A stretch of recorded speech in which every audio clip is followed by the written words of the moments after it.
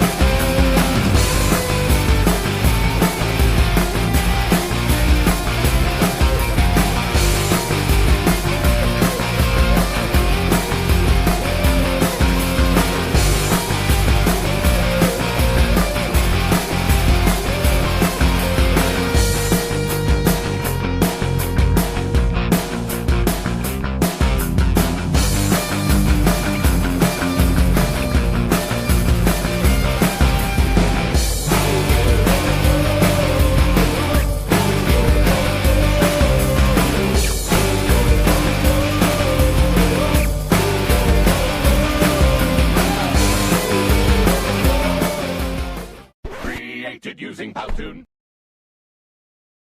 Indeed, the present times is so much different 50, 20, or 10 years ago. Global developments and technological advancements have brought a lot of changes in our day-to-day lives, and of course, in education. And for us to cope with these changes, we have to continue learning so that we become literate individuals. As what Blake and Blake said, literacy is at the heart of world development and human rights. Literacy is actually good not only for the individual but for the society as well. It is the means to achieving our personal, national, and international goals for individual, social, economic, and political development. With literacy, one becomes a responsible individual and member of the community and is able to give its significant contribution for the good of everybody. Almost all forms of success in different aspects of learning or education start with being literate, especially in our world today. So, let us now try to understand the various meanings given to literacy. The word literacy stems from the word literate, which is derived from the Latin word literatus, meaning a person marked with letters, that is, distinguished or identified by letters, and it carried with it the idea that such a person was cultured and educated. The word literate first appeared in the 15th century when subjects in school all had written texts or composed of letters that had to be studied. The ability to read and write was therefore of prime importance then, leading to the strong association of being literate with the ability to read and write.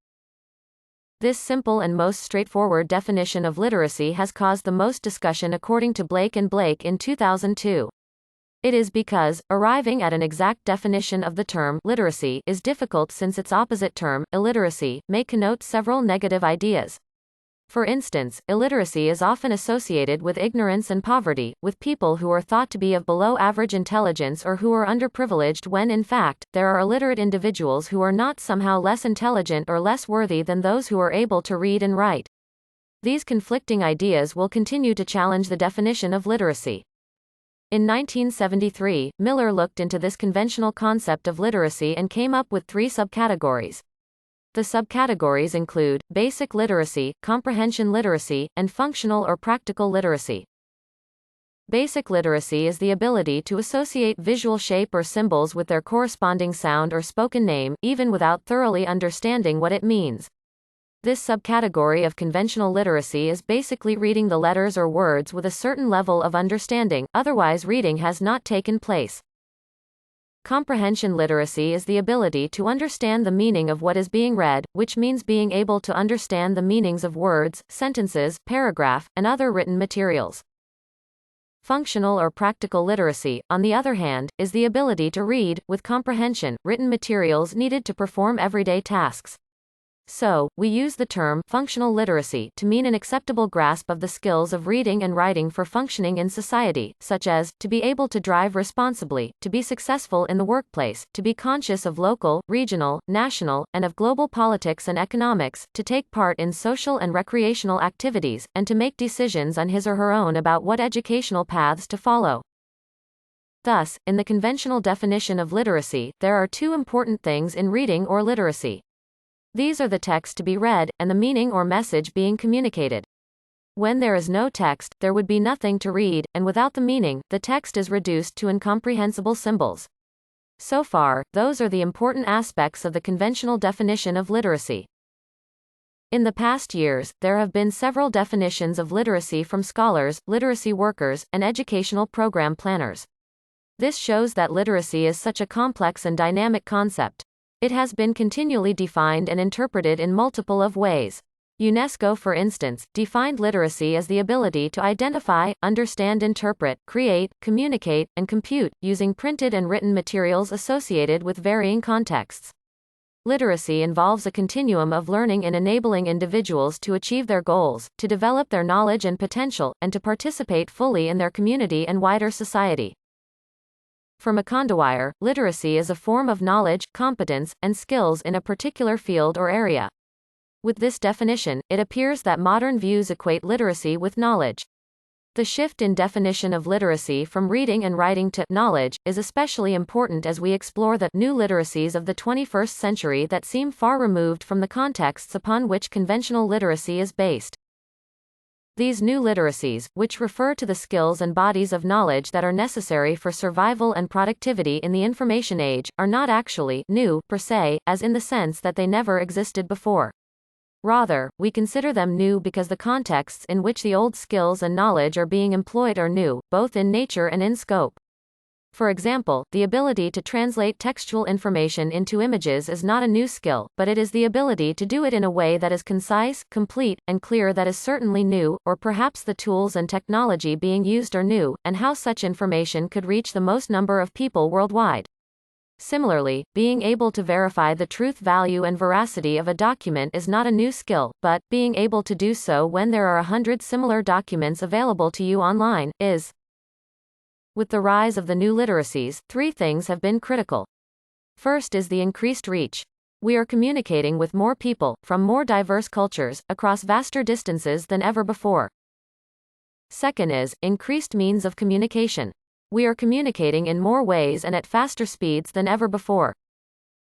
And third is increased breadth of content. We are communicating about more things than ever before.